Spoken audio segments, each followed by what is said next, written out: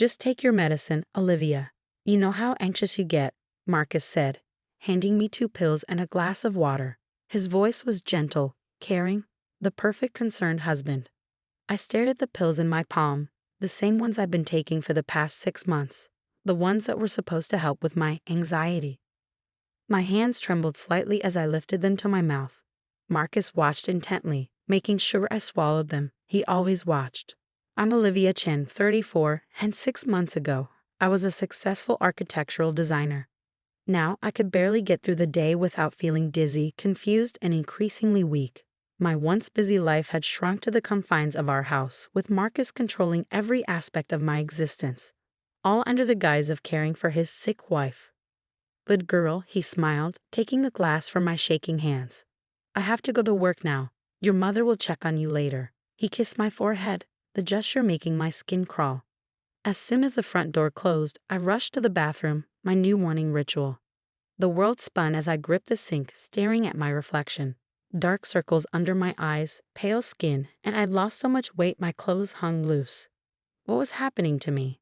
It started gradually after our 3rd anniversary. Small things at first, forgetting where I put my keys, missing appointments. Then came the dizziness, the constant fatigue. Marcus was the one who suggested anxiety medication. He'd already told my family about my episodes, painting himself as the devoted husband caring for his unstable wife. My phone buzzed. A text from my mother. Marcus says you're having a bad day. Please take your medicine and rest. I closed my eyes, fighting back tears. They all believed him. My parents, my sister, even my best friend Emma. Why wouldn't they? Marcus was a respected pharmacist known for his charitable work and gentle demeanor. I was just being difficult and ungrateful. But something wasn't right. The symptoms always got worse after taking the pills. I tried to tell my family, but Marcus always had an explanation ready.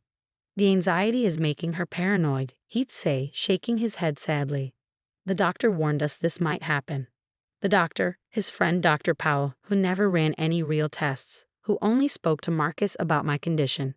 I wasn't even allowed in the room during consultations anymore. Today was different though. I had my first appointment with a new specialist, one Marcus didn't know about. I'd been secretly saving cash from my emergency stash, planning this for weeks. The hospital was only a short Uber ride away. As I sat in the sterile examination room, Nurse Sarah took my vitals, her forehead creasing as she noted my symptoms. Your blood pressure is concerning, she said, making notes. We'll need to run some tests. My husband says it's just anxiety. I mumbled, the rehearsed explanation feeling bitter on my tongue. Nurse Sarah looked at me sharply, her green eyes intense. Mrs. Walker, how long have you been taking these medications? I showed her the pill bottle Marcus had given me. Her eyes widened slightly, but she kept her voice professional. We'll need to draw some blood. As she prepared the needle, I felt a sudden urge to tell her everything. About how Marcus controlled my food, my medicine, my whole life. About how I wasn't allowed to drive anymore or use the internet without supervision. About how he'd slowly isolated me from everyone except those who believed his version of events. Sometimes I whispered, I think I'm going crazy. Everyone says it's all in my head. Nurse Sarah paused, looking directly at me. Mrs. Walker, has anyone ever tested your blood since these symptoms started? I shook my head. Dr. Powell said it wasn't necessary. My husband agreed. Her expression remained neutral, but something flickered in her eyes. She drew several vials of blood, more than seemed necessary for routine tests. We'll rush these through the lab, she said. Please wait here. An hour passed. My phone kept buzzing, messages from Marcus asking where I was. I told him I was resting at home.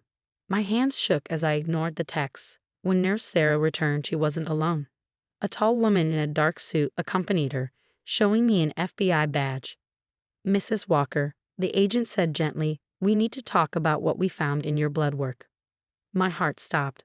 What? What did you find? The agent sat down, her expression grave. High levels of thallium, a toxic heavy metal. It's often used in rat poison, but it can also be used to slowly poison humans. The levels in your system suggest long-term exposure. The room started spinning, but not from the poison this time. Are you saying someone's been poisoning you? Nurse Sarah finished. Yes, Mrs. Walker, and given the consistent levels, it's been happening daily. through medication. The FBI agent leaned forward. Mrs. Walker, we need to know. Who handles your medication?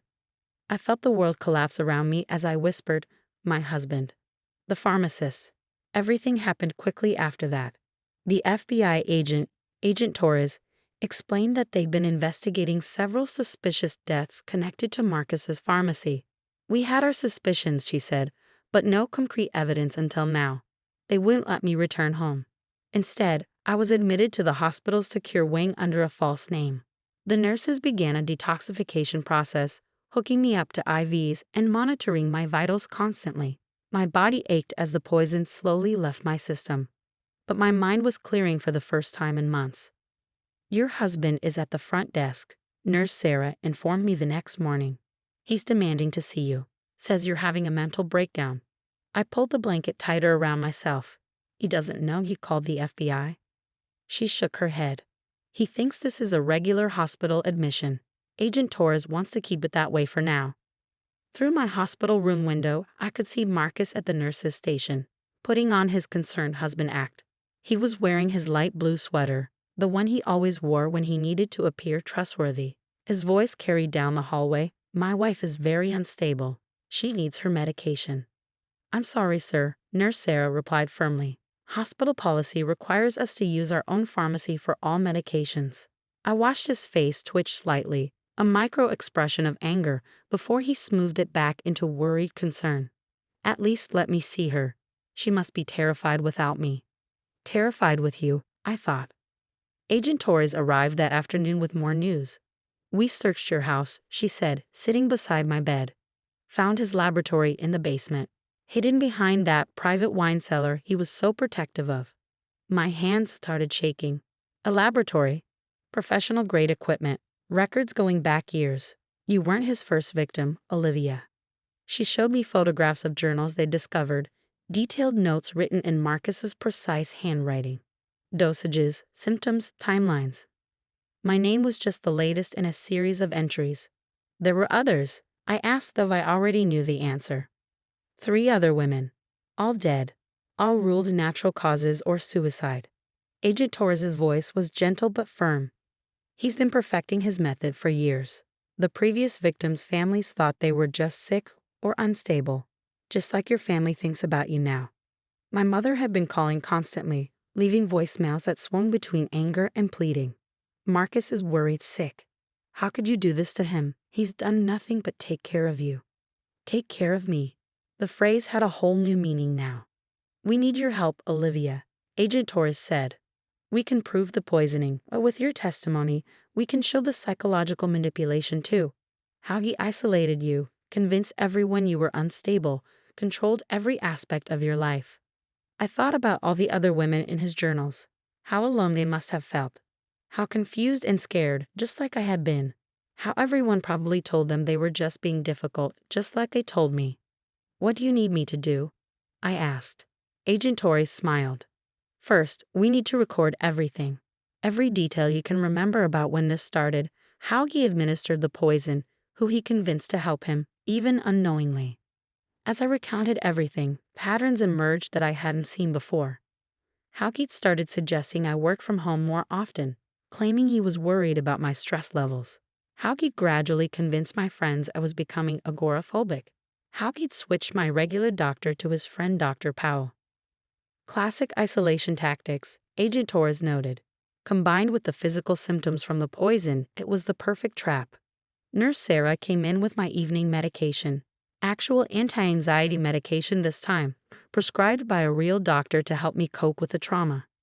Your husband's back, she reported. This time with your parents. I moved to the window, watching the scene unfold. My mother was crying, my father demanding answers. Marcus stood slightly apart, playing the devastated husband perfectly. He's good, Agent Torres observed. But not good enough. Not anymore. She was right. Now that I could see clearly, his act seemed obvious. The way he kept touching his wedding ring when he lied. A tell I'd noticed years ago but forgotten about. The slight clench in his jaw when things didn't go his way. Tomorrow, Agent Torres said, we're going to let him see you. Under supervision, of course. We'll be recording everything. Based on his pattern, He'll try to give you something. A drink, a pill, anything to get the poison into your system. I felt my heart rate spike. You want me to confront him? Only if you're ready. But this might be our best chance to catch him in the act, to get him to reveal something about the other victims. I looked out at Marcus again, at the man I'd trusted with my life, the man who'd been systematically destroying that life for months. I thought about the other women in his journals, women who never got the chance I was getting now. I'm ready, I said, my voice stronger than I expected. Let's end this. The next morning, I sat in my hospital bed, heart pounding as I waited for Marcus. Agent Torres had fitted me with a nearly invisible recording device, and several agents were positioned as hospital staff nearby. Remember, Agent Torres said, let him take a lead. He'll likely try to maintain his caring husband facade at first. When Marcus walked in, he was carrying a small paper bag and wearing his most concerned expression. Sweetheart, he said softly, rushing to my bedside. I've been so worried. I forced myself to stay still as he kissed my forehead, fighting the urge to recoil. I'm sorry, I whispered, playing my part. I just felt so confused. That's why you need your medication, darling. He reached into the bag, pulling out a bottle of water. The doctors here don't understand your condition like I do. I watched him carefully unscrew the cap, noting how he held the bottle slightly differently than usual. Agent Torres' words echoed in my mind. They found traces of thallium in the threading of bottle caps in his lab. You must be thirsty, he said, holding out the bottle. The nurse mentioned you've been having trouble keeping water down. My hands shook as I reached for it, not entirely in act. Marcus, I said quietly, why did Catherine Nels have the same symptoms I do? His hand froze mid-motion. Who? Catherine Mills. She was a patient at your pharmacy 2 years ago, before she died. I met his eyes. She had anxiety too, didn't she? And trouble keeping water down. The caring mask slipped for just a second, revealing something cold underneath, but he recovered quickly, setting the water bottle aside. Honey, you're confused. This is exactly why you need your proper medication. Like Susan Chen? I continued. Or Patricia Howard? They were confused too, weren't they? Before they died. This time the mask cracked completely. His eyes hardened, his jaw tightened. Who have you been talking to? Your journals, I said, my voice growing stronger. The FBI found them in your basement lab. All your detailed notes about symptoms and dosages. About how long it took each woman to die. He stood up abruptly, glancing at the door. But before he could move, Agent Torres and 2 other agents entered the room. It's over, Mr. Walker, she said, holding up her badge. What happened next revealed the true Marcus. His entire demeanor changed. The caring husband vanished, replaced by cold fury. He lunged for the water bottle, but an agent quickly restrained him. You don't understand, he snarled, struggling against the handcuffs. I was helping them. They were all weak, pathetic. I made their deaths mean something. By experimenting on them? Agent Torres asked, her voice hard. By documenting their suffering. His laugh was chilling. Someone had to advance the science. Their lives were worthless anyway, just like yours, Olivia. You were always so desperate to please, so easy to manipulate. I stood up from the bed, my legs shaky but holding. Not anymore. As they led him away, he kept ranting about his research, about how we didn't understand his genius. My parents, who had been watching through the window, stood shocked and pale. I'm so sorry, my mother sobbed, rushing to hug me. We should have listened. We should have seen. The following weeks were a blur of medical treatments, police statements, and court preparations. The evidence against Marcus was overwhelming, not just my case, but the 3 previous murders. His journals provided detailed confessions, and the FBI found traces of thallium in hair samples from his other victims.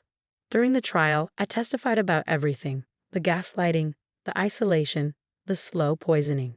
Other witnesses came forward too. Pharmacy technicians who'd noticed discrepancies but were too afraid to speak up, neighbors who'd seen strange deliveries to his basement. Marcus was sentenced to life imprisonment without parole. As they led him away, he looked at me one last time, his face a mask of hatred. But I didn't flinch. I wasn't his victim anymore.